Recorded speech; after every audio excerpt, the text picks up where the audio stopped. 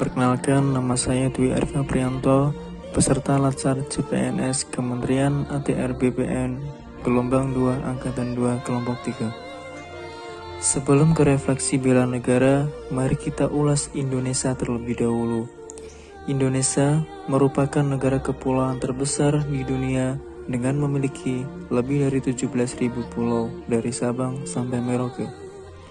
Sebagai negara kepulauan, Indonesia juga memiliki ragam suku dan bahasa terbanyak di dunia. Secara budaya, Indonesia mempesona dengan keragaman yang kaya dari satu daerah ke daerah lain. Bangsa Indonesia merupakan bangsa majemuk yang terdiri dari suku bangsa, agama, dan bahasa. Tentu saja, di Indonesia banyak tokoh inspiratif yang menjadi tauladan untuk rakyat Indonesia. Salah satunya Ki Hajar Dewantara. Ki Hajar Dewantara, Raden Masuwardi Suryaningrat atau yang lebih dikenal dengan Ki Hajar Dewantara adalah pendiri perguruan Taman Siswa, suatu lembaga pendidikan yang memberikan kesempatan bagi para pribumi jelata untuk bisa memperoleh hak pendidikan seperti halnya para priai maupun orang-orang Belanda. Ki Hajar Dewantara lahir di Yogyakarta pada tanggal 2 Mei 1889 dengan nama Raden Masuwardi Suryaningrat. Ki Hajar Dewantara dibesarkan di lingkungan keluarga Keraton Yogyakarta. Saat genap berusia 40 tahun, menurut hitungan tahun Caka, Raden Masuwardi Suryaningrat berganti nama menjadi Ki Hajar Dewantara. Semenjak saat itulah, Ki Hajar Dewantara tidak lagi menggunakan gelar kebangsawan di depan namanya.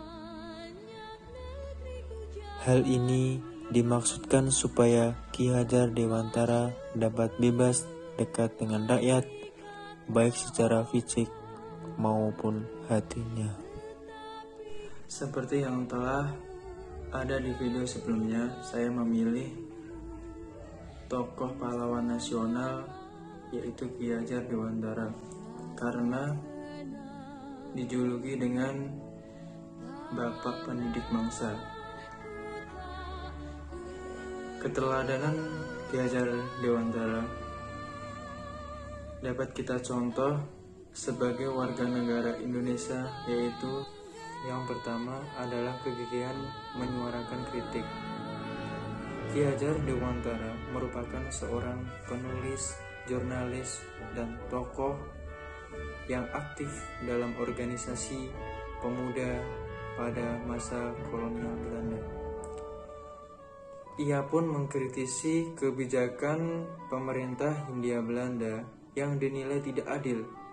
Di antaranya adalah kebijakan memungut sumbangan dari warga termasuk pribumi untuk merayakan kemerdekaan Belanda dari Prancis pada tahun 1913. Dari keteladanan Ki Hajar Dewantara tersebut, kita sebagai warga negara atau pegawai negeri sipil Kementerian ATR BPN harus adil dalam pelayanan. Jangan sampai menerima atau meminta pungutan apapun terhadap masyarakat. Yang kedua adalah rasa tanggung jawab.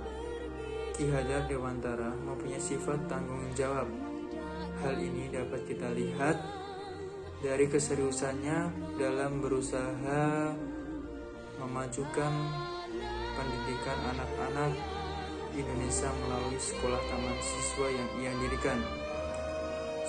Sebagai seorang warga negara Indonesia atau pegawai negeri sipil dalam lingkup Kementerian ATR BPN, harus memiliki kesadaran dalam melaksanakan kewajiban atas tugas yang diemban sebagai implementasi dalam rasa tanggung jawab serta konsekuensi dalam berkomitmen. sikap yang harus dibangun adalah penyelenggaraan administrasi yang cepat dan tepat, optimalisasi capaian tugas pokok-pokok, dan peningkatan pencapaian tupoksi yang berbasis produktivitas. Yang ketiga adalah tidak patah semangat. Walaupun diasingkan di daerah sendiri, Ki Hajar Dewantara tidak patah semangat untuk membangun mimpi, mewujudkan pendidikan anak-anak. Keteladanan ini dapat kita contoh sebagai warga negara Indonesia atau ASN Kementerian ATR BPN.